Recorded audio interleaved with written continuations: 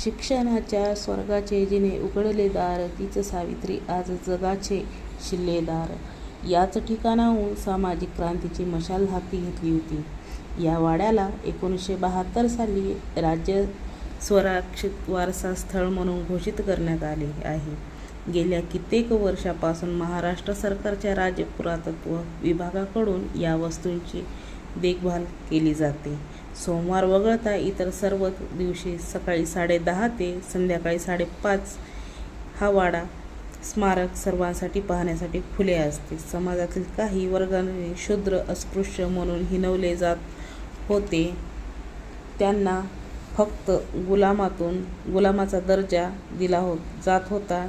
सार्वजनिक पाणवठ्यावर पाणी भरण्यासाठी मनाई होती. अशा लोकांसाठी महात्मा फुले आणि सावित्रीमाईंनी स्वतःच्या घरातच विहीर पाणी देण्यासाठी खुली करून दिली. त्यावेळी हा खरं तर